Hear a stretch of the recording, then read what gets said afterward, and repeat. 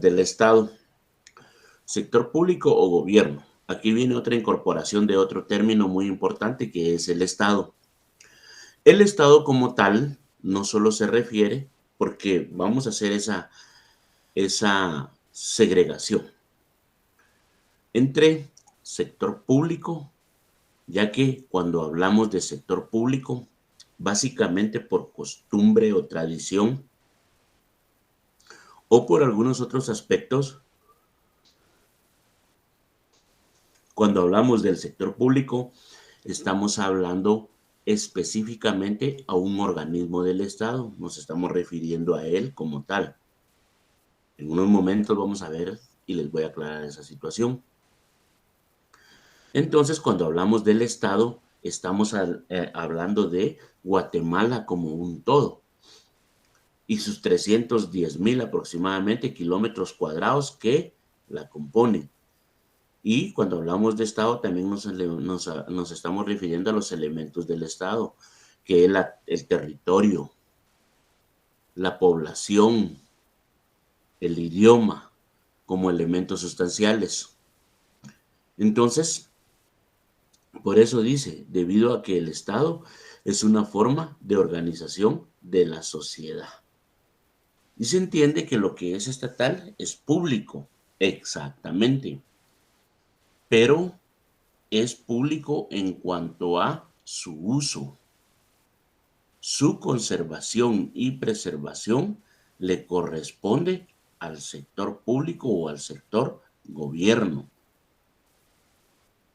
Porque tenemos que entender y también desapasionarnos en estos momentos y, como les decía, no tratar de imponer una ideología en la forma de pensar, pero también tenemos que entender que si es público, es de uso común, de uso colectivo. El problema, y ahorita ustedes tal vez me den la razón, es que no todos actuamos de la misma manera en la sociedad. Hay unos que utilizan los bienes públicos para destrucción. En cambio, otras personas dentro de su rol social los utilizan y los conservan, los cuidan. Entonces ahí es donde se da esa integración de elementos donde le corresponde al Estado garantizar el mantenimiento y la conservación de esos bienes públicos. Pero entonces nosotros tenemos que entender que el mantenimiento tiene un costo y es un costo bastante alto de acuerdo a la naturaleza del bien. Es ahí donde tenemos que entender que es necesario, imperativo y obligatorio, valga la redundancia del término final, que existan personas bajo la contratación del gobierno. Ahí es donde se le da la figura de patrono. Si nos vamos al área del derecho, se nos dice que el gobierno no debería ser un patrono, pero en fin, así está estructurado no solo Guatemala, sino que el resto de países de Latinoamérica, y no solo de Latinoamérica, sino que el resto de países del mundo. Tienen que tener una estructura orgánica y definida, tienen que tener sus manuales de organización para garantizar el funcionamiento de las instituciones. Entonces, y no solo eso, sino que también cuando nos referimos a esas formas de administración de los bienes al servicio de la población, también tenemos que entender que existe una normativa legal en la cual el Estado debe de basar sus funciones. Las funciones del Estado no pueden ser de forma arbitraria ni cambiantes a la forma o al gusto o a la preferencia de determinadas personas. Definitivamente no puede ser así. En este sentido vamos a ver algunos aspectos legales. Entonces sí les he de decir que en el Estado o el Estado difiere de una persona privada o una empresa, hablemoslo de esta manera, pero de los particulares, en que el Estado solo puede hacer lo que la ley le permite, nada más. En cambio, cuando nos referimos a un particular, decimos que el particular puede hacer todo, todo lo que la ley no le prohíbe. Entonces, esas son las dimensiones. Y por eso, yo no estoy justificando, pero el día de hoy vamos a entender, aunque ya nos está dando, pero entendamos aquellas grandes colas, por ejemplo, en el Instituto Guatemalteco de Seguridad Social. Entendamos aquellas grandes colas en el Ministerio de Finanzas Públicas. Entendamos aquellas grandes colas en X o Y institución estatal. Ya vamos a entender por qué en un momento. Fundamentados en este principio jurídico legal, donde se dice que en el Estado solo se puede hacer lo que la ley permite. Así, nada más. Lo que la ley le dice a uno como servidor o empleado público, solo eso puede hacer.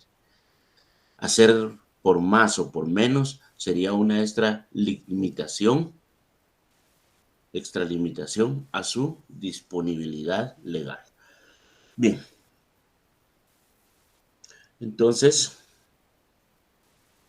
vamos a ver otro elemento fundamental donde se nos indica que a través de los organismos del sector público, el Estado ejecuta sus políticas, cumple sus funciones y garantiza el cumplimiento de la ley. Las personas que trabajan en el sector público son elegidos por la población a través de elecciones o nombradas por los funcionarios que representan la comunidad. Entonces aquí estamos hablando del sector público, sector gobierno, pero acá lo vamos a dimensionar en los tres organismos del Estado, que son el Ejecutivo, el Legislativo y el Judicial. A eso nos vamos a referir en esta clase en cuanto al sector público, para no entrar en esas discrepancias de que el sector público únicamente es el organismo ejecutivo. No, aquí lo vamos a ver como un todo en forma integral. Porque los tres poderes del Estado necesitan del financiamiento de ahí sí que de los tributos de la población para poder funcionar. Entonces, por ejemplo, el organismo ejecutivo tiene su ley del organismo ejecutivo. El organismo judicial tiene su ley del organismo judicial y aparte tiene otras normativas. El organismo legislativo tiene su ley del organismo legislativo. Cada una de esas leyes les regula o les preceptúa su función y qué deben de cumplir obligatoriamente, porque para eso es la ley. Ahora viene cómo se va a dar esa incorporación de las personas en el sector público. Son elegidos por la ley. El artículo 1 del reglamento de la Ley de Servicio Civil, ahí se define como empleados públicos, como servidores públicos, los cuales se dividen en dos categorías: funcionario público y empleado público. Y cuando hablamos de funcionario público, son las personas que llegan a esos puestos por elección popular o por nombramiento. Entiéndase, presidente y vicepresidente de la República de Guatemala y los diputados del Congreso de la República de Guatemala y los alcaldes de las diferentes corporaciones municipales, tanto municipales como de cabeceras departamentales o de los municipios. Bien, entonces, esos son los funcionarios públicos. Bueno, entonces, ¿qué pasa con los del organismo judicial? Ellos también son electos y nombrados, solo que en representación, en representación. No son directamente nombrados elegidos por elección popular. sino que son elegidos de un nombramiento que hacen ciertas instituciones que la ley les faculta el poder para hacerlo. Bien, entonces eso es el funcionario público, el electo y el nombrado. Bueno, ya nos dijo Lick cuáles son los electos. Ahora díganos o deme un ejemplo de cuál es el personal nombrado. Muy bien, se lo voy a dar. Los ministros de Estado, los viceministros, los gobernadores departamentales. Ellos son nombrados por el presidente de la República en sus facultades. El director de la Oficina Nacional de Servicio Civil es nombrado por el presidente de la República de Guatemala. Entonces, son esos funcionarios que, ya sean electos o nombrados, tienen una categoría preeminente dentro de la estructura organizacional. A ellos, en su nombramiento, también se les llaman autoridades nominadoras, porque van a ser los que van a tomar decisiones. Y todos estos representan a la comunidad en general. De ahí está lo que les llamaban los empleados públicos. ¿Y qué es un empleado público? Es el empleado público que ingresa al Estado por oposición o sin oposición, o bajo una de las diferentes modalidades de contratación que maneja el Estado. Cuando hablamos de oposición es el personal permanente o 011, como se le denomina. Y cuando hablamos sin oposición pueden ser el personal por nombramiento en los renglones presupuestarios de el 029, 181, su grupo 18. Esos elementos son los que van a trabajar al servicio también de la población. ¿Para qué? Para darle cumplimiento a la ley. Y si ustedes quieren, veámoslo desde el artículo 1 de la Constitución Política de la República de Guatemala. Los empleados públicos están para satisfacer a través de su nombramiento el interés común de la población y el bienestar social. Eso es lo que se pretende. Eso es lo que nos dice que es el Estado de manera general. Entonces vamos a pasar y nos indica que esta característica en particular suele dar pie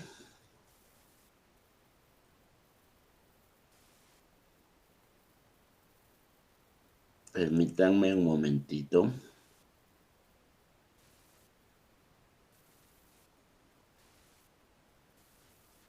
Suele dar pie a un sinnúmero de factores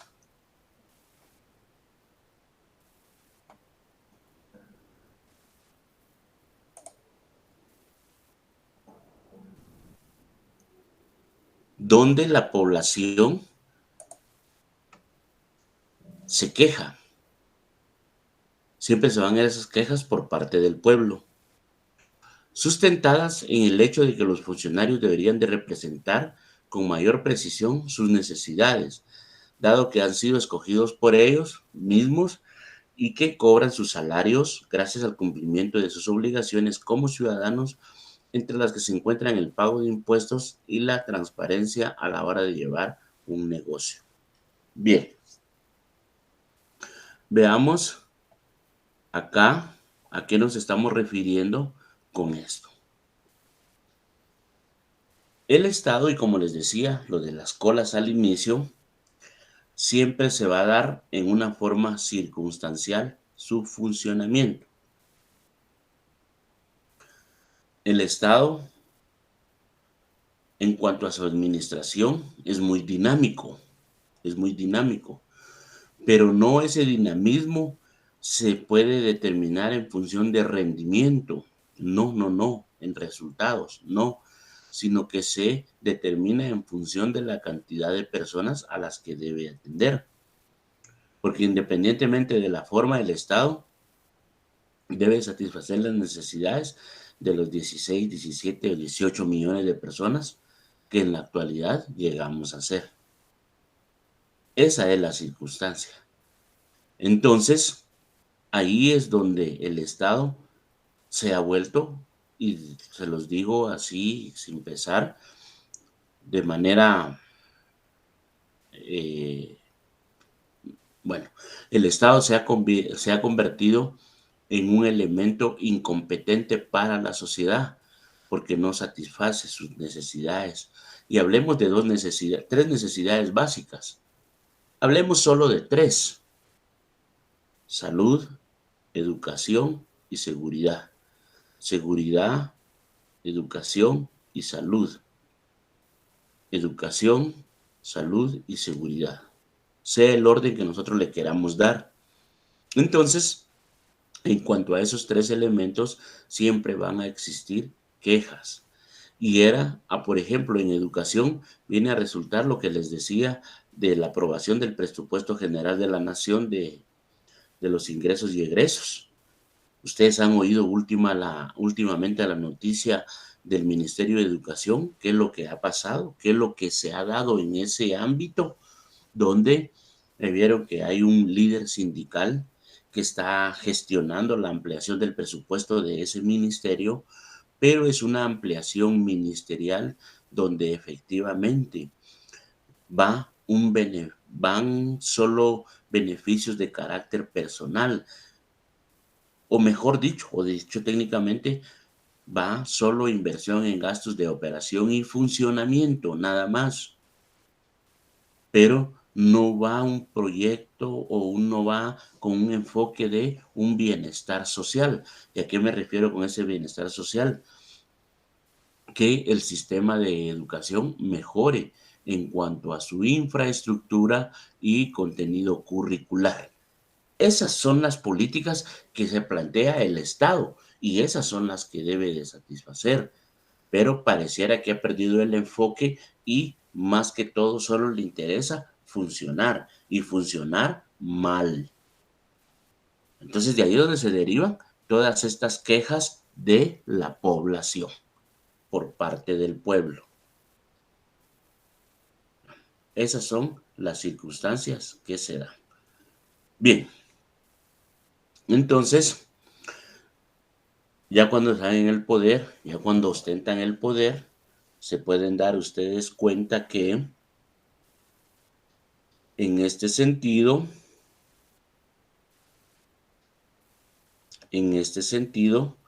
nosotros nos vamos a dar cuenta que pareciera que el pago de nuestros impuestos, el pago de nuestros tributos, no tiene ningún sentido estarlos realizando, pero que sin embargo, como les decía, la ley nos obliga a pagarlos. Ejemplo, si usted no paga el YUSI de su casa, se le va a acumular. Y ahora ya están cobrándole por la vía ejecutiva. ¿Qué significa eso? Ciertas municipalidades se están aprovechando de esas circunstancias y dimensionen ustedes hasta dónde ha llegado esa capacidad represiva por parte del Estado y sin ni siquiera tener una pizca de remordimiento por la incompetencia demostrada en su funcionamiento. Imagínense, porque ahora en la vía ejecutiva, en muchos municipios del país, Villanueva, Mixco, Amatitlán, en la vía ejecutiva están cobrando el YUSI. ¿Y qué significa eso? Un incremento, como que fuera una tarjeta de crédito. Bueno, entonces, a través del pago de nuestros impuestos es que al Estado se le pagan sus salarios. Entonces, ahí es donde también debemos. El Estado no es un generador de utilidades, a pesar de que hay empresas estatales, como lo vamos a ver a continuación. Bien, entonces, nosotros venimos y pagamos nuestros impuestos para que a ellos les paguen sus salarios.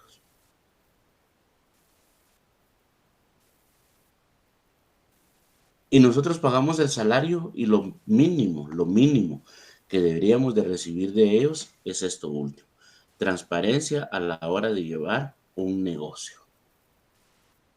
Porque definitivamente lo que realiza el Estado son negocios. Tienen su ley de compras y del Estado, de contrataciones del Estado. Está la ley. Y ahí lo único que regula son operaciones de carácter comercial, con una normativa especial, porque las que las ejecuta es el Estado a través de sus instituciones. A través de sus instituciones. Bien, entonces vamos a pasar a la siguiente diapositiva.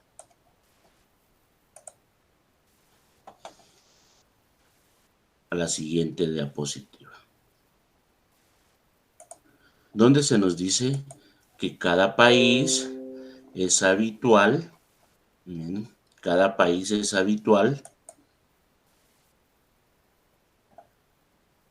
en lo que es el sector público y que este represente un gran porcentaje de la economía nacional, realiza inversiones millonarias, emplea miles de personas, etcétera. Además, también suele influir a nivel global en la actualidad socioeconómica. Hasta hace unos años yo tenía entendido que más o menos habían 65,000 empleados públicos regulares, aparte de las contrataciones y todo eso.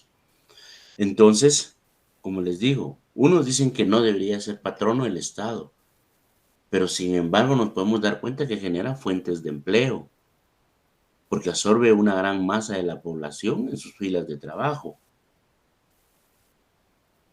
Entonces, al menos en ese sentido, justifica el fin, no siendo el medio más adecuado. Entonces, realiza inversiones millonarias. Y ustedes pueden ver, ustedes no van a decir, me costó 100,000, 200,000, no, tramo carretero de tal lugar a tal lugar. Inversión estatal, 20 millones. Es una inversión millonaria. Aporte de la comunidad, 1,500,000. La población todavía colaboró.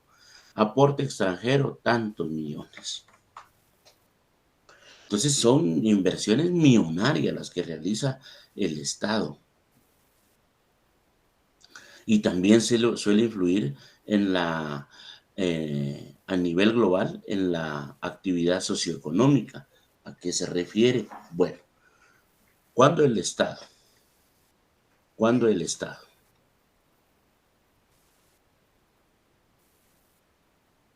por ejemplo, impone un impuesto o grava un producto. Por ejemplo, la gasolina tiene un gravamen que el Estado le impuso, que son de 5 y algo quetzales por galón. Eso le corresponde a el Estado para gastos de operación y funcionamiento. El licor también tiene un impuesto especial y eso también. Entonces ahí está interviniendo en la sociedad actividad socioeconómica. Está interviniendo en ese tipo de situaciones, derivado de las circunstancias en que se presenta. Bien, aquí quiero que vamos a parar un momento y vamos a hacer una recapitulación de todos los temas expuestos, tomando en consideración algunos factores. Entonces, primero diremos que a través de los organismos del sector público, el Estado ejecuta sus políticas, cumple sus funciones y garantiza el cumplimiento de la ley. Las personas que trabajan en el sector público son elegidos, ¿verdad? Entonces, ahora, de manera general, yo les voy a presentar un documento donde vamos a ir viendo algunas circunstancias que creo y considero que debemos ampliar al respecto de lo que es el Estado y con ello facilitar su comprensión.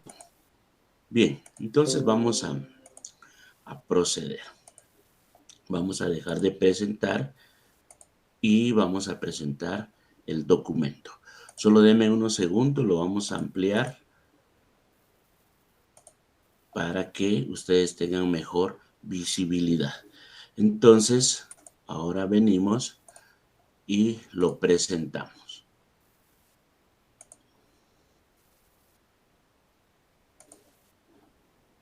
Y vamos a ver estos factores.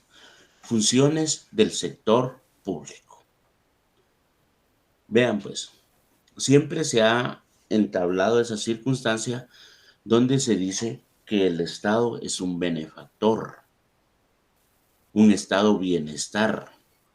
Entonces, cuando vemos el estado como un estado bienestar, sus tres funciones principales deberían de ser esas.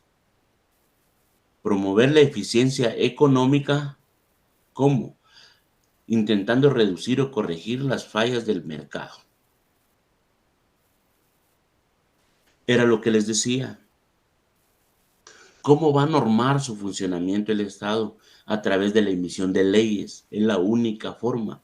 No existe. En una empresa privada, por ejemplo, ustedes que son ingenieros, auditores, administradores, saben el funcionamiento de una empresa. Y en una empresa cambian las políticas de la noche a la mañana, no de manera antojadiza. Eso también hay que aclararlo, no de manera antojadiza, porque muchas veces son el resultado de estudios de prefactibilidad y de factibilidad. Entonces la empresa considera que debe de cambiar sus políticas y las cambia, las implementa. La empresa privada considera que no está funcionando una persona para los intereses económicos de la empresa, la despide y contrata a otra persona. En el Estado, en cuanto a ese su funcionamiento, viene a ser casi de la misma manera. La única diferencia es que, como les dije, en una empresa van a ganar esos cambios por intereses económicos de desarrollo o de crecimiento, es decir, para ser siempre eficientes y productivos. Cambio en el Estado no. En el Estado, cuando una persona no está funcionando, es porque no está funcionando no solo en la actividad pública, en su función pública, sino que también en los intereses personales de quien lo nombró. Así desapasionadamente y sin. Entonces ahí no está promoviendo la eficiencia económica. Entonces también tenemos mejorar la distribución de la renta. Ese es un factor fundamental, porque es a la base de desarrollo y la inversión social, como le llamamos, que son los proyectos de desarrollo. Y no solo cuando hablamos de desarrollo, no solo hablemos de desarrollo personal, sino que también hablemos, porque desarrollar es también conservar, preservar el medio ambiente. Entonces, al mejorar la distribución de la renta, lo que se busca es ayudar a los más necesitados de la sociedad y promover una distribución de la renta más igualitaria. Entre las acciones complementadas se encuentran subsidios, ayudas sociales, producción de servicios básicos y entrega a grupos desfavorecidos.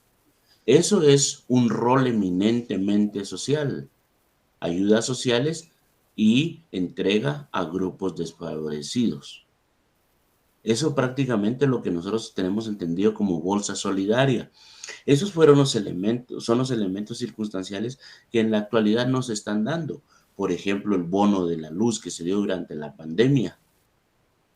Ese fue una ayuda de ese tipo, una ayuda social. Y esa ayuda social se hubiera convertido en una entrega a grupos desfavorecidos si realmente se le hubiera otorgado a las personas que ellos indicaron en su momento.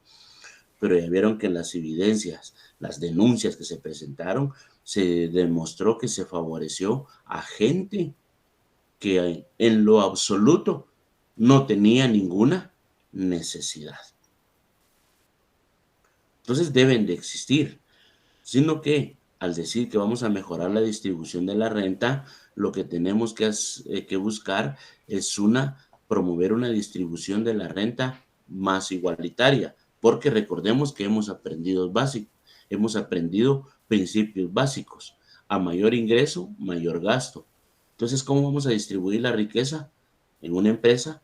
Disminuyendo su rentabilidad y pagando más a sus trabajadores. Algo que no va a suceder, lo aclaro, no va a suceder, porque no piensan así. Y ahora, ¿por qué les voy a hablar de eso en este momento? Porque nosotros como Guatemala ratificamos el convenio 175, que es el trabajo parcializado. Un trabajo parcial, un trabajo por horas.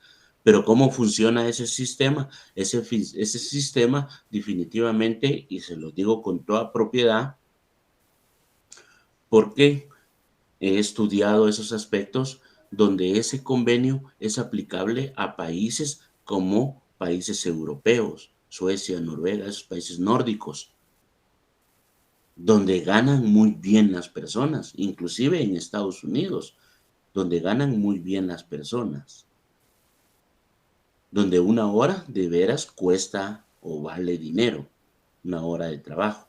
Ahí tiene aplicación. Cambio acá en Guatemala no va a tener aplicación, derivado a qué, derivado a que el costo de la hora de trabajo es muy barato, muy barato. Y entonces viene a llamar a la reflexión, ¿por qué Guatemala lo ratificó tan inmediatamente?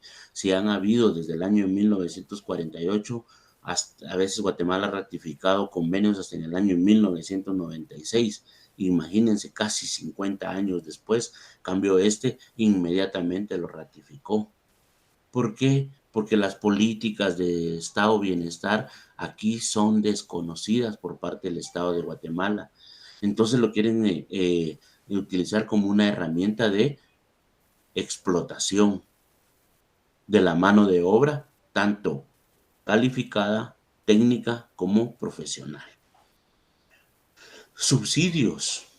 Estábamos hablando de la crisis del café. Estos subsidios se dan dentro de la economía nacional a diferentes sectores económicos.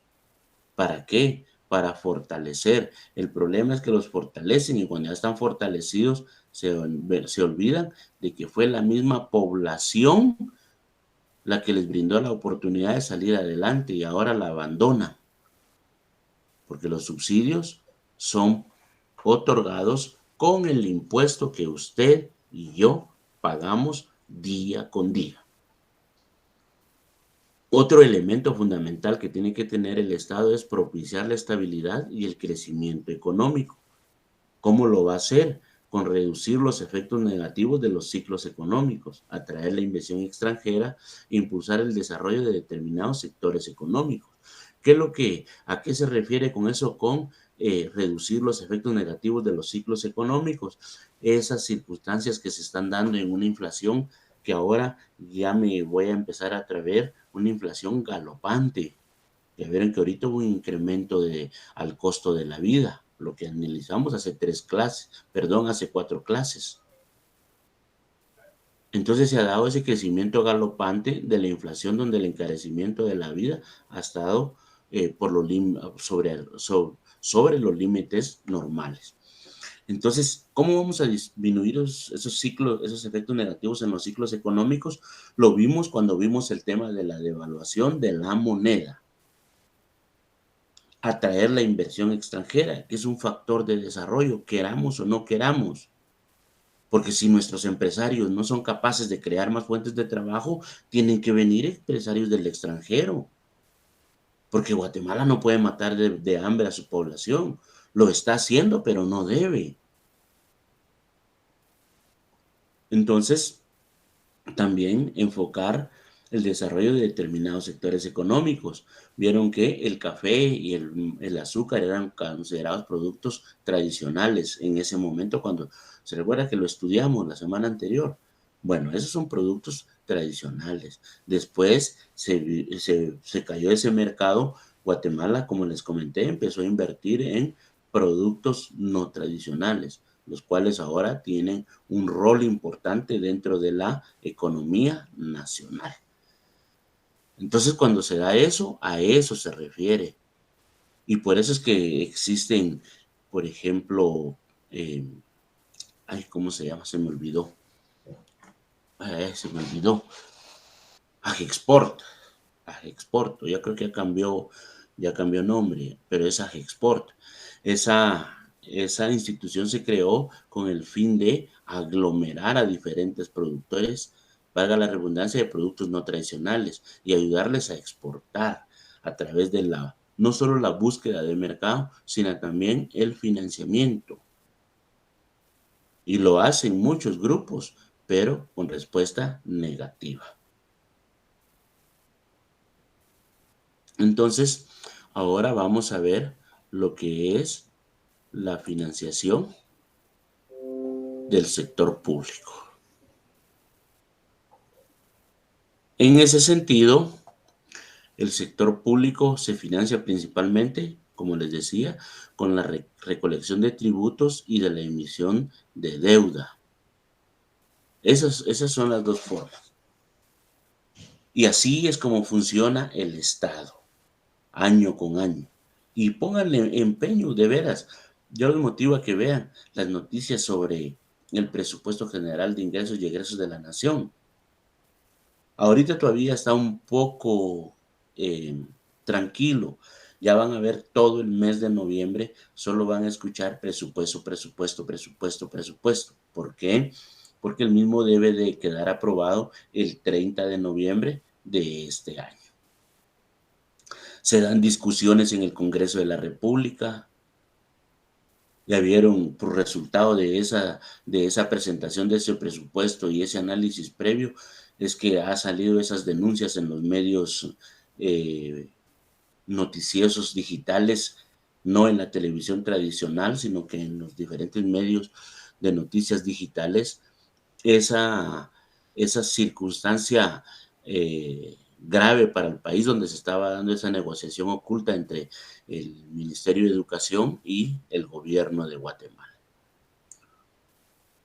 Entonces, Guatemala siempre tiene una tasa impositiva que grava la recolección de tributos, el IVA, el IEMA, las municipalidades tienen el YUSI, hay otro, el IETAP, por ejemplo. Esos son impuestos o tributos, como ustedes quieran. ¿Y para qué sirven? Para la recopilación del dinero y que esté a disposición del Estado.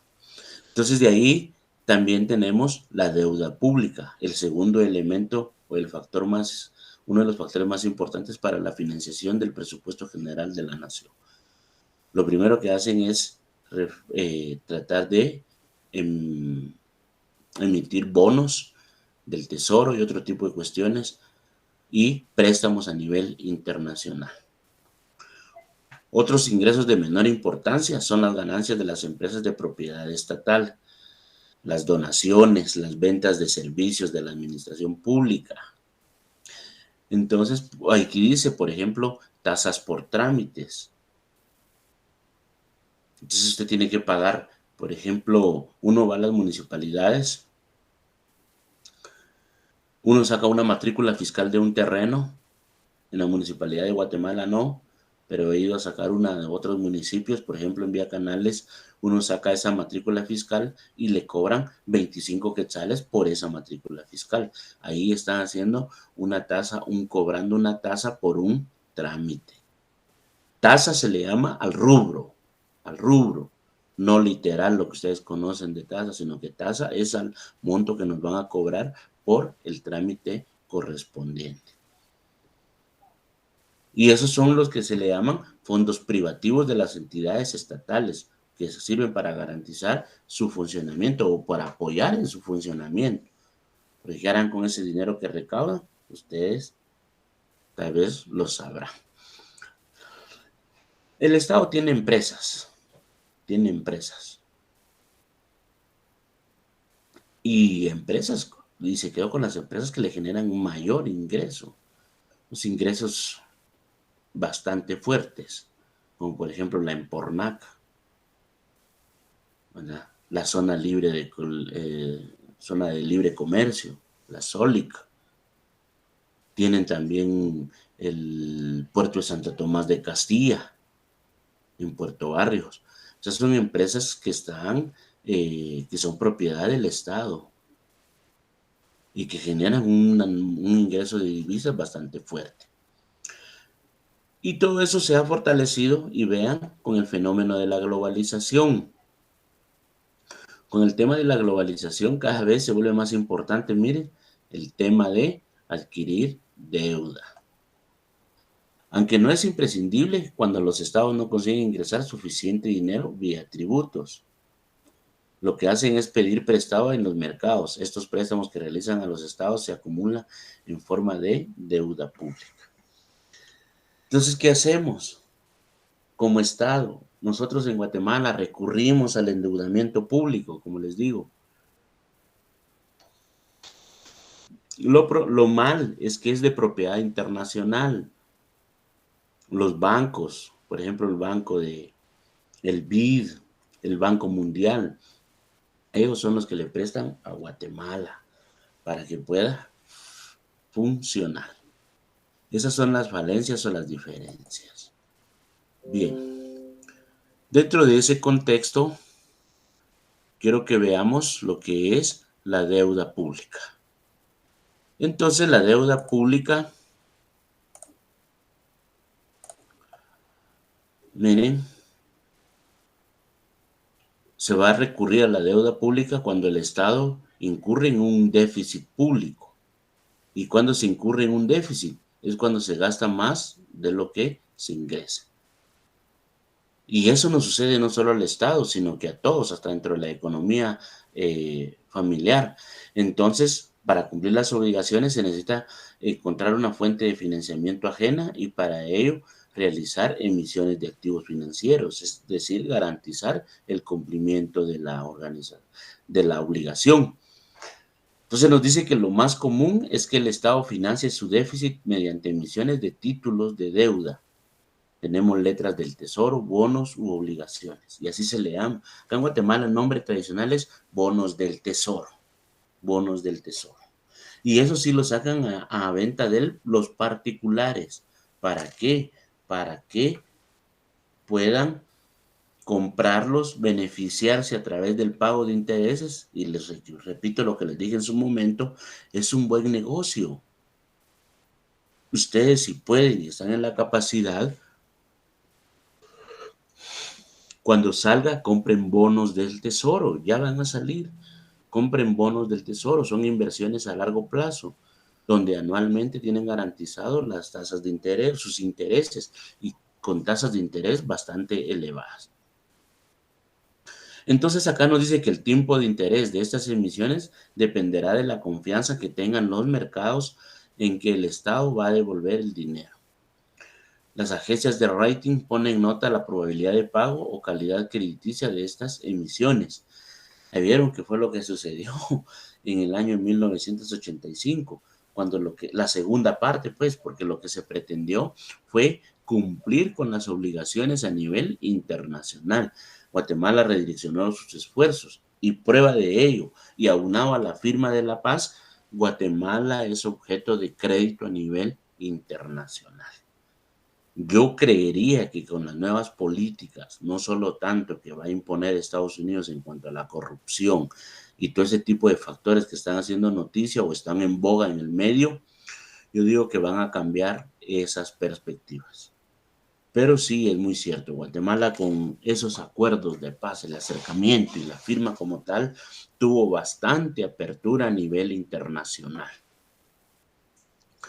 Y esas diferencias entre los tipos de interés en cada país, a esa diferencia se le llama prima de riesgo y va a estar escalafonada de acuerdo a las características del país, los límites crediticios o los montos de la deuda pública y el desarrollo social que ha adquirido.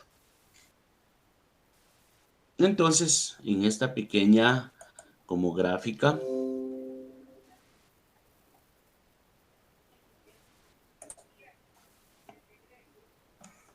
una deuda pública, que es la cantidad de dinero total que el Estado ha pedido en préstamo. El Estado suele emitir una deuda cuando no puede afrontar sus gastos. Suele representarse como un porcentaje del PIB. Claro, porque ingresa. Y lo vimos que uno de los elementos integradores del PIB es el Estado a través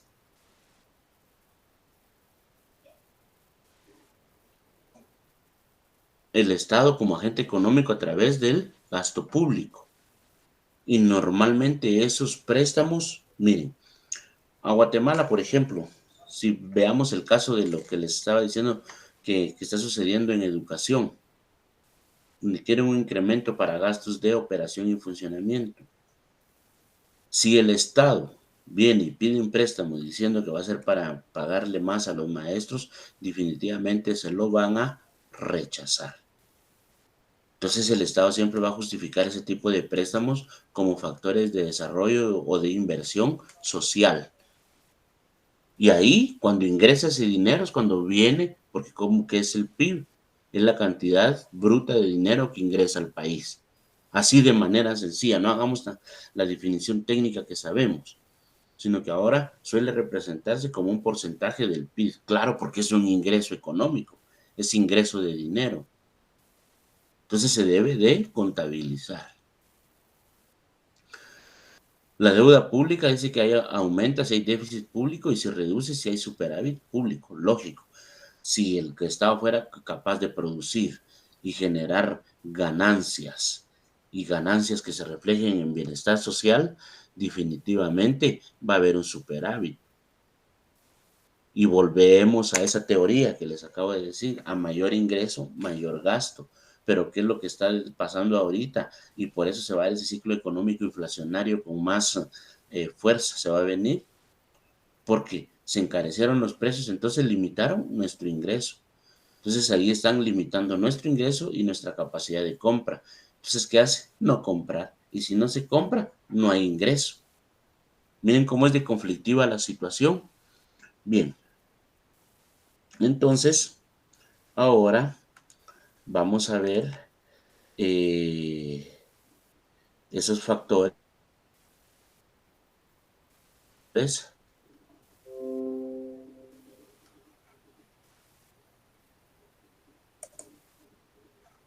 que van a fortalecer el tema el día de hoy. Vamos a dejar de presentar y volvemos a nuestra presentación. Entonces, acá estamos en nuestra diapositiva. Bien, entonces ahorita ya vimos estas circunstancias.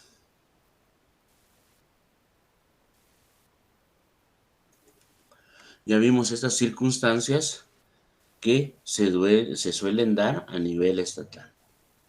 Entonces ya vimos las características del Estado y su funcionamiento como tal y cómo debería de ser, algo que pareciera que no es así, pero bien, tampoco vamos a decir que estamos mal, no. Hay programas de desarrollo, proyectos de desarrollo, poca inversión, es poca porque se considera poca en cuanto a las dimensiones de la población, pero existe. La salud, le llamamos salud precaria, educación precaria, pero al menos existe. Todavía hay escuelas públicas en condiciones infrahumanas, pero al menos están permitiendo que la educación llegue a la población más necesitada y más desamparada. Bien, entonces ahora vamos a pasar a lo que son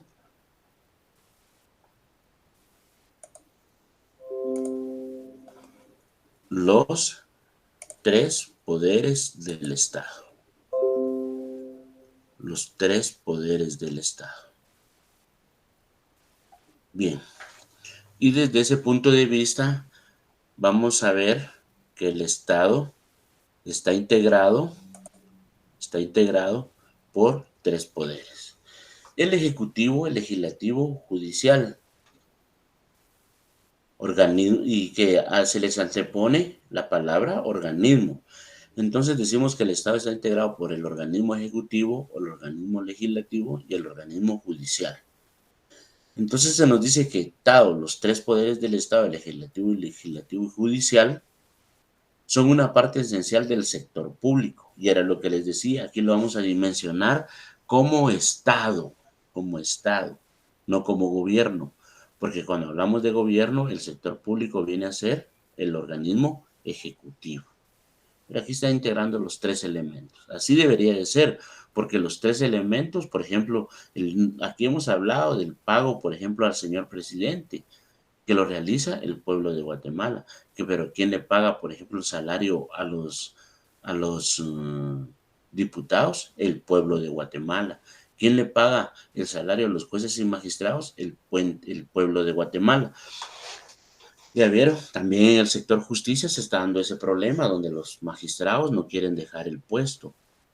Y les digo no quieren porque no promueven. Porque si estuviéramos en un estado benefactor, ellos mismos promovieran el cambio, el desarrollo, pero no lo hacen porque les satisfacen más sus intereses personales. Entonces, como dice la presentación, sobra decir que este debe servir y proteger a todos los habitantes de su país o de la población. Entonces, trataré de explicarles más o menos cada uno de esos tres poderes del Estado. Entonces, el Estado como tal, el organismo ejecutivo, nos dice que ejerce el poder ejecutivo del país. Y cuando hablamos ejecutivo, estamos hablando de administración. Y está conformado por el presidente y vicepresidente de la República, un consejo de ministros y demás entidades públicas correspondientes, como las secretarías de la presidencia. Bien, normalmente de manera general les voy a decir que el Estado de Guatemala está integrado por 14 ministerios. No les voy a enlistar cada uno, son 14 ministerios. Tiene en promedio dentro de 30 a 33 secretarías que están a disposición tanto de la presidencia como de la vicepresidencia de la República. Entonces, así es como se da la integración del organismo ejecutivo. Entonces nos dice que el presidente y el vicepresidente son elegidos por un periodo improrrogable de 4 años por medio del sistema de voto que nosotros ya conocemos, que es un sistema de votos secreto. También el organismo ejecutivo, como les digo, como aparato estatal, es el encargado de hacer cumplir las leyes nacionales para bienestar común de la población. Además, es el que maneja la función gubernamental, la política administrativa del país. Entonces, por lo tanto, concibe y ejecuta políticas generales de acuerdo con las leyes. La ley del organismo ejecutivo, que así se llama la ley, ahí está un apartado donde se establecen todas las políticas de gobierno. ¿Y qué son las políticas de gobierno? La razón de ser, la razón de existir o la razón de funcionar de Guatemala. Ahí está contemplada la salud, la educación, la seguridad que nos deben de brindar como ciudadanos. Ese tipo de circunstancias son las que se dan en ese sentido. Bien, entonces vamos a continuar con el organismo legislativo. Para que ustedes vean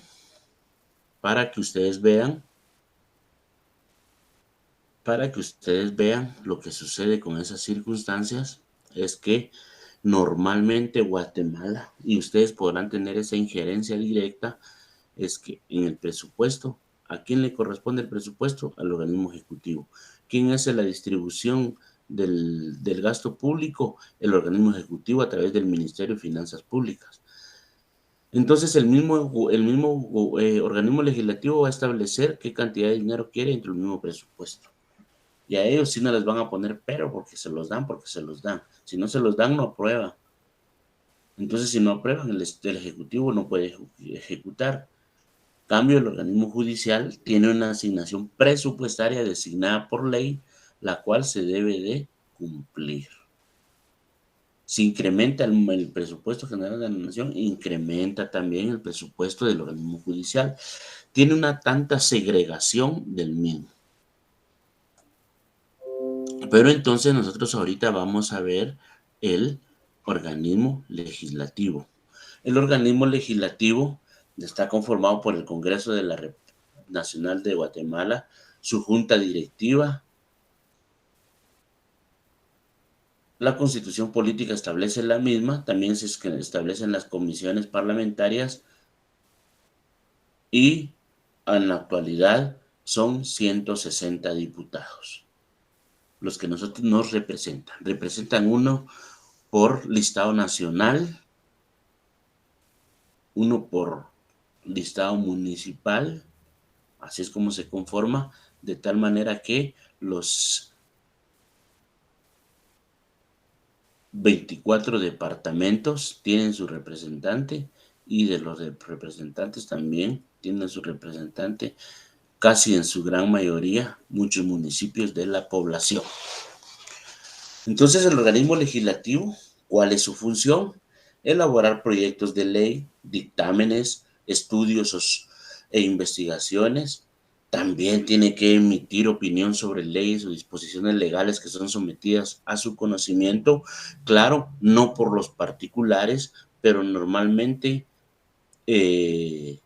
son instituciones del Estado las que le solicitan esas circunstancias. También proporciona la orientación científica y técnica de las comisiones de trabajo del Congreso. Dentro del Congreso de la República hay unos órganos que se llaman comisiones de trabajo. ¿Y qué es lo que representan? Básicamente representan las necesidades básicas de la población.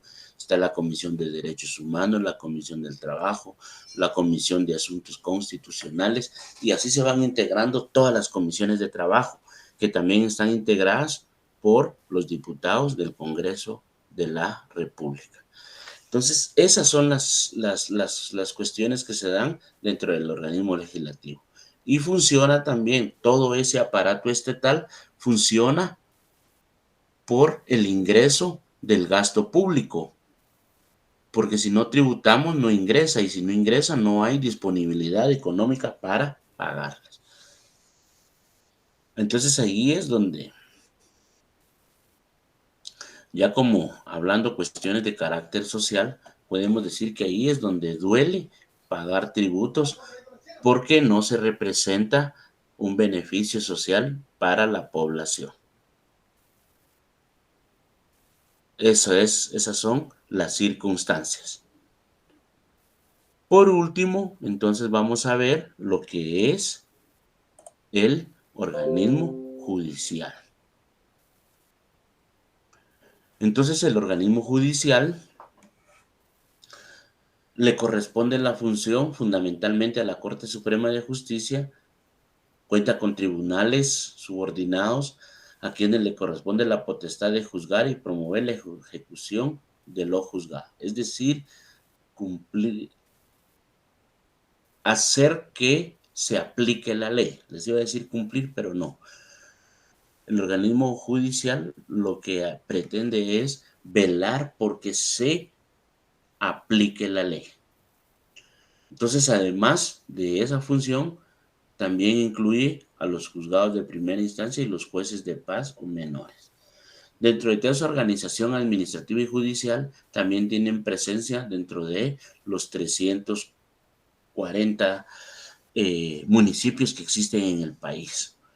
Se divide en 3 cámaras: la Cámara Civil, la Cámara Penal y la Cámara de Amparo y Antejuicio.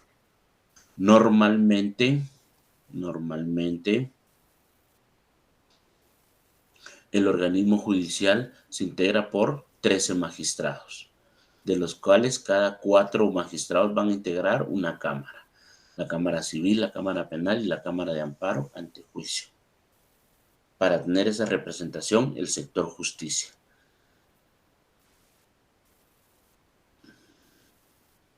Bien, entonces, ahora vamos a continuar.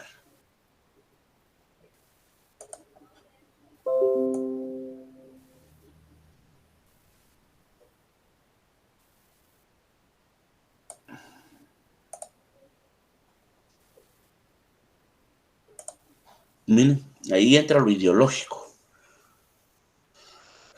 Ya conocimos cómo funciona el Estado, cómo debería de funcionar para cumplir su función estatal. Entonces ahora es importante destacar que las empresas públicas que brindan diversos servicios indispensables para la sociedad también forman parte del sector público. Ese es un elemento fundamental. Y él les hablaba de la Empornag, por ejemplo. Ustedes la pueden investigar. Esa es la que ve la situación, esto de el puerto Quetzal. Esos son tributos. Un barco tiene que pagar cuando entra a aguas nacionales. Cuando va a venir a cargar y a descargar, tiene que pagar un impuesto. Solo para que ustedes tengan idea, una oportunidad tuve la dicha de viajar y hablaba en un país, específicamente en Panamá, ¿no? En Panamá, y fui a hacer un tour por el canal. Y en el canal pasan los barcos y me contaba el guía que el barco más grande que ha pasado por el canal, por sus dimensiones, dice que les ha pagado por el derecho de paso en ese canal $1.300.000 solo por pasar. Entonces lo mismo pagan aquí los barcos cuando ya entran a puerto a descargar o a cargar. Tienen que pagar. Entonces eso forman parte del sector público. Y todos esos son los ingresos que se dan. Bien. Entonces ahora pasamos a otro elemento importante. Y ahora vamos a olvidarnos del organismo legislativo y del organismo judicial. Y nos vamos a enfocar que es el sector gobierno. Entonces el gobierno se dice que es el conjunto de instituciones o organismos que regulan de una forma u otra las decisiones colectivas de carácter político, económico, social y cultural del país. Entonces, en ese sentido, nos dice que el Estado interviene en el desarrollo de la actividad económica como consumidor y no como productor. Y es definitivo. Eso ni lo dudemos. Eso ni lo dudemos. ¿Por qué? Porque el Estado no produce. El Estado solo absorbe y ejecuta. Esas empresas que nosotros acabamos de ver, que forman parte del Estado, esas empresas que nosotros acabamos de ver, que forman parte del Estado, tienen sus ingresos, tienen sus ingresos. Y es lo que posiblemente le podemos llamar ingresos privativos. Pero ¿a quién van a beneficiar esos? Por ejemplo, esas pertenecen al Ministerio de Economía. El Ministerio de Economía es el mayor benefactor de esas operaciones. Entonces, ¿cómo va a cumplir sus funciones? Lo económico, lo social y lo cultural de un país. Entonces ahí venimos y entendemos las razones por qué deben de existir 14 ministerios. El Ministerio de Gobernación encargado de dar seguridad. El Ministerio de Finanzas Públicas es el encargado de administrar la hacienda pública, es decir, el dinero. El Ministerio de Educación es el encargado de llevar educación a todos los rincones de la República de Guatemala. E inclusive han implementado normas donde se dice que debería de ser impartida en el mismo idioma, porque Guatemala tiene una diversidad de idiomas aprobadas, ya no de lenguas vernáculas, eso pasó a la historia, ahora son idiomas oficiales. Y son casi 22 idiomas oficiales con los que cuenta Guatemala. También tenemos en lo cultural, tenemos un Ministerio de Cultura y Deportes como tal. Entonces, a través de estos ministerios, como les digo, es que el Estado de Guatemala cumple su función pública. Y todo lo que les he hablado siempre se ha referido, y como ustedes han podido determinar, que se han referido a ejecución. Ejecución. Entonces el Estado no va a producir rentabilidad. Al contrario, Guatemala, no sé si sea solo Guatemala, pero al menos en los países centroamericanos y unos cuantos de Sudamérica, ahí sí se cumple esa función. Ahí sí se cumple esa función donde el Estado consume, absorbe y no produce. Y como no produce y sí produce, que era lo que les decía, son servicios de mala calidad. ¿Ya vieron? Entre las economías abiertas se tiene que tener adaptabilidad al cambio, era una de las premisas que dábamos en cuanto a la economía cerrada y abierta. Entonces, acá en Guatemala existía una línea, una empresa de telecomunicaciones que se llamaba Guatel. Y es verídico esa anécdota, donde se nos indica que para pedir una línea de teléfono en los años 80, hablemos desde los 50, 30, pero veámonos, no exageremos, en los años 80 usted pedía su línea el 1 de enero de 1980 y se la instalaban el 30 de diciembre porque no era feriado del año de 1985. Y ese era un logro lo que usted tenía. Así opera el Estado en Guatemala, lamentablemente.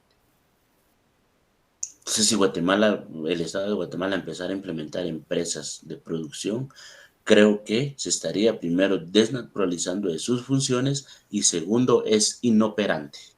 Inoperante. Duele reconocerlo, pero así es. Entonces de ahí pasamos a lo que es la actuación. La actuación. Entonces, el Estado actúa como unidad económica de consumo. Vuelvo a repetir lo mismo. ¿Pero cuándo? Cuando adquiere bienes y servicios de las empresas privadas, nacionales y extranjeras. Y esta función es la que se va a reflejar en el PIB, como ya lo vimos. El Estado como agente económico a través de la inversión. ¿Y por qué se le llama inversión? Con empresas privadas, nacionales y extranjeras, para desarrollar las funciones y los objetivos que tienen encomendados. ¿En dónde están? En la ley del organismo ejecutivo. Ahí está contemplado todo lo que el Estado debe de proveer o proyectar para su cumplimiento. Entonces, nos dice que para cumplir esos fines se financia fundamentalmente a través de los impuestos. Esto ya lo habíamos visto con anterioridad cuando mencionamos la palabra tributos, que vienen a ser sinónimos en cuanto a la clase. En cuanto a la clase. Aquí no estamos hablando de lo legal. Por otro lado, actúa como unidad económica de producción a través de las empresas públicas que producen bienes y prestan servicios de interés público, infraestructura, enseñanza y sanidad.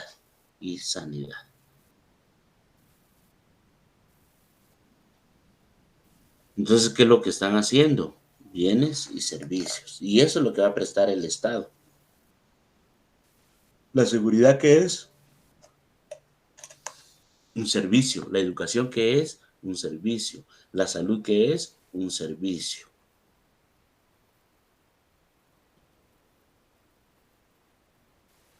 A eso nos referimos en estas circunstancias. Se dan ese tipo de situaciones donde el Estado ya no funciona como un ente productor de bienes y servicios. Y ahí fue donde se dio los resultados de la privatización.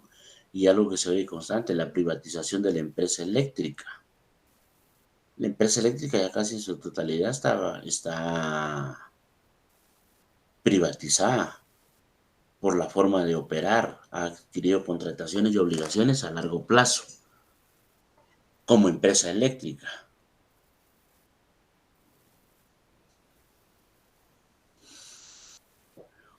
Entonces es difícil entender la naturaleza de lo que se está dando en cuanto a su categorización. porque sigue siendo una empresa estatal. Y ya vieron que hay un grupo de manifestantes que siempre pelean por esas circunstancias,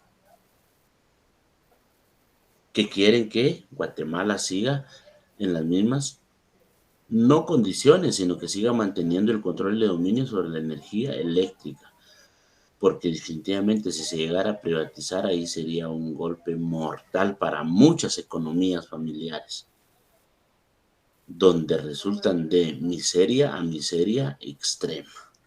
Eso es lo que sucede. Bien.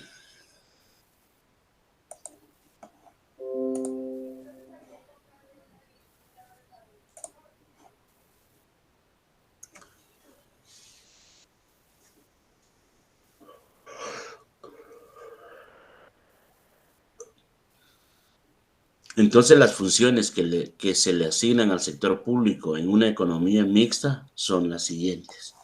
¿Y por qué ahora le aparece el término de economía mixta? Ah, bueno, porque Guatemala ya vimos cómo funciona el Estado en cuanto a los ingresos, entonces el Estado no produce.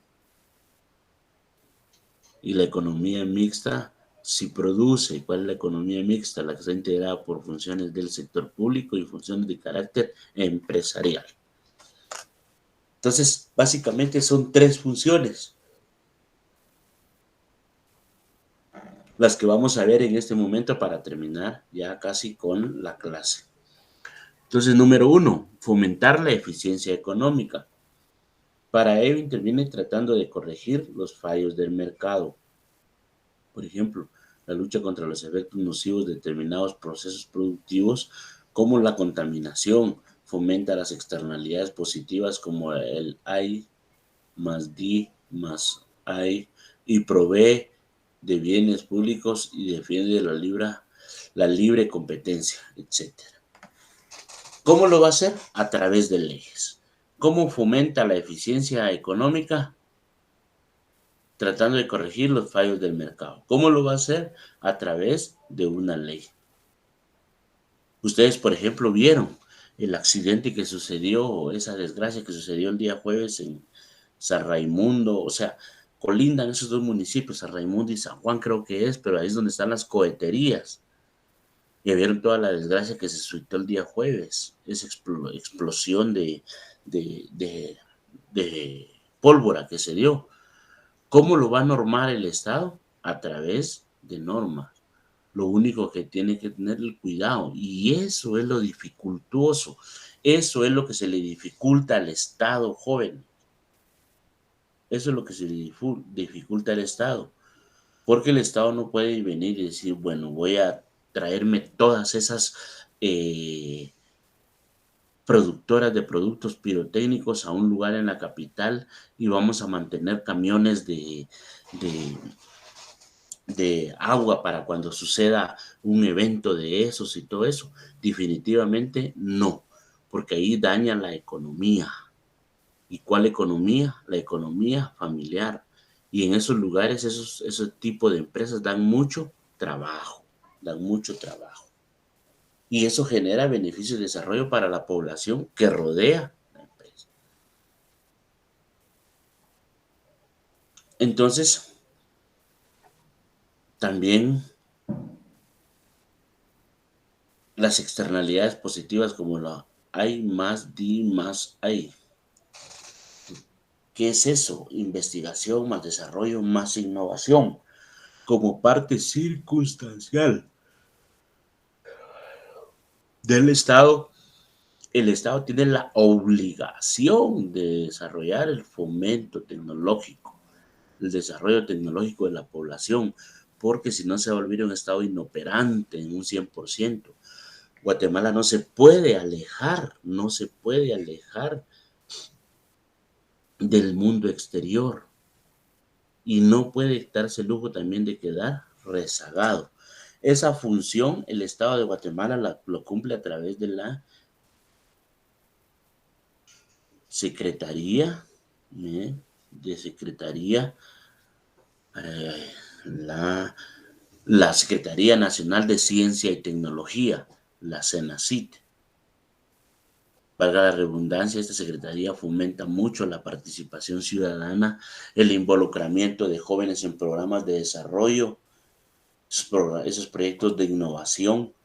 Cuando en la pandemia se dictaminaron ciertas cantidades de dinero para ciertos grupos o rubros de personas, se nombró las instituciones que se debían de involucrar al respecto para realizar los proyectos de desarrollo. El problema es que eso no se cumplió a cabalidad o no se cumplió con integridad. Porque se les motiva a los jóvenes a participar en esas ciencias y tecnología. Y yo los invito también, jóvenes, si ustedes quieren ser emprendedores o tienen interés particular en alguna situación, que ingresen a la página de la Secretaría Nacional de Ciencia y Tecnología y vean las opciones que hay de financiamiento para ustedes. Y les llamo a ustedes jóvenes porque así como yo emprender a estas alturas, lo único que podría emprender es mi punto de partida de la tierra, ¿verdad? Pero eso todavía falta. Entonces, eso es. De ahí pasamos a los siguientes dos puntos. Siempre analizando los mismos. Y nos dice que mejora la distribución de la renta. Digamos que sí. El Estado redistribuye la renta tratando de ayudar a los ciudadanos con rentas más bajas por medio de la política de impuestos y de gastos, y también mediante la regulación. ¿Qué es lo que sucede ahí, jóvenes? Bueno, ahí se dan las siguientes circunstancias. La distribución de la renta la realiza a través de la ejecución del gasto público. Y si ustedes quieren ver en el presupuesto, vean cuánto se le asignó a cada institución del Estado. Y cuando hablamos a cada institución me estoy refiriendo a los ministerios, a las secretarías, a otros programas de desarrollo e inversión social. Entonces, también nos dice que trata de ayudar a los ciudadanos con rentas más bajas. Eso lo quería decir. La luz lleva cargada una tasa o un impuesto municipal, pero no solo aumenta el monto, sino que también disminuye la calidad del servicio, porque está garantizado el cumplimiento de la obligación. Entonces ahí es donde, digamos que se mejoró la distribución de la renta, digamos que sí. Y apliquémoslo mejor de manera un poquito más exagerada, los subsidios. El transporte es un claro ejemplo de ellos. El Transmetro, ¿ya vieron cuánto paga? Un quetzal por vuelta que se suban al Transmetro. E inclusive hay puntos de interconectividad que le permiten ahorrarse ese dinero. Pero siempre se ha dicho que el monto del pasaje en la realidad no es un monto real. Y eso no sale de mi boca, sino que de la boca de los transportistas. Ellos indican que el costo del pasaje inclusive lo han llegado a terminar en 23 quetzales. Imagínense qué aberración esa. Si ya con 5 quetzales que nos están cobrando ahora ya nos pesa porque si ya sale quemado. Ya sale quemado.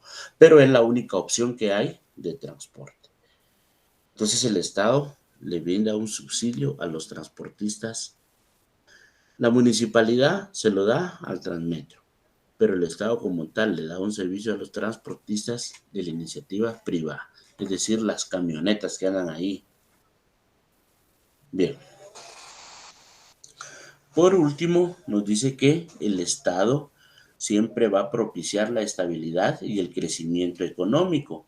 Al tratar de suavizar las fluctuaciones cíclicas, intenta evitar los aumentos del nivel de desempleo en las recesiones y los precios en las fases explicativas. Bien, veamos pues. Cuando hablamos de fluctuaciones cíclicas, lo que pretende es aumentar los niveles de desempleo, disminuir los niveles de desempleo. Pero ¿cuáles son las circunstancias? que día con día se agregan más jóvenes a la economía nacional.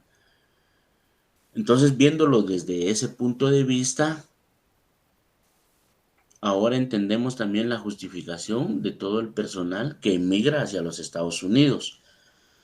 Y ojo, ojo, esas personas que migran hacia los Estados Unidos es resultado, la gran actualidad, es resultado de todas esas, de la incapacidad de generar empleo para los recién graduandos.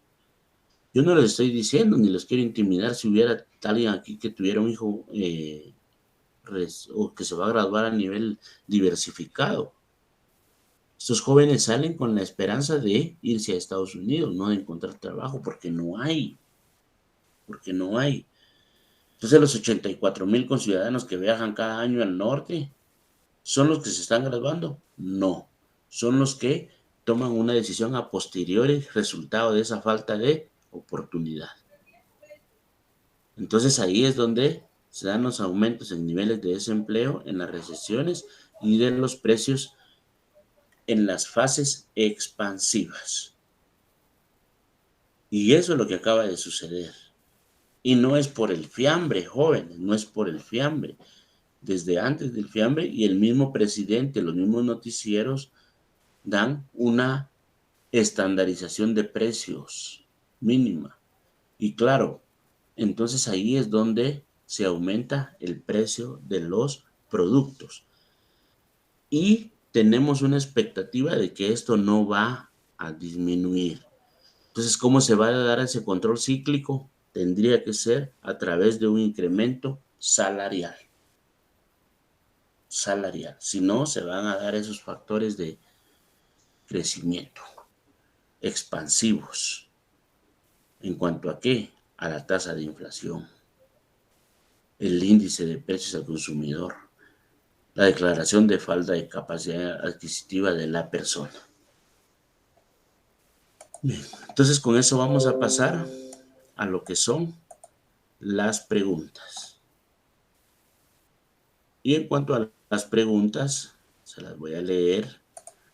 Ustedes le responden y dice de la siguiente manera. Pregunta 14.1. Es el conjunto que forman las corporaciones, las instituciones y las oficinas del Estado. Ustedes responden. La siguiente pregunta dice, ¿a través de qué instituciones el Estado ejecuta sus políticas públicas? ¿A través de qué instituciones el Estado ejecuta sus políticas públicas? La pregunta número 3 dice, cuando un Estado incurre en déficit público porque ha gastado más de lo que ha ingresado, necesita encontrar una fuente de financiación ajena y para ello realiza emisiones de activos financieros.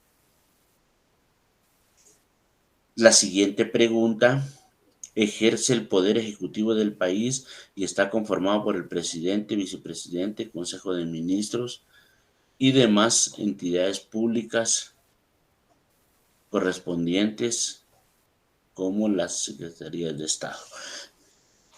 Siguiente pregunta, se entiende al conjunto de instituciones u organismos que regulan de una forma u otra las decisiones colectivas de carácter político, económico, social y cultural del país. Bien, jóvenes, agradeceré su comprensión. Estamos a 2 minutos de terminar la clase. Creo que saldremos estos 2 minutos antes.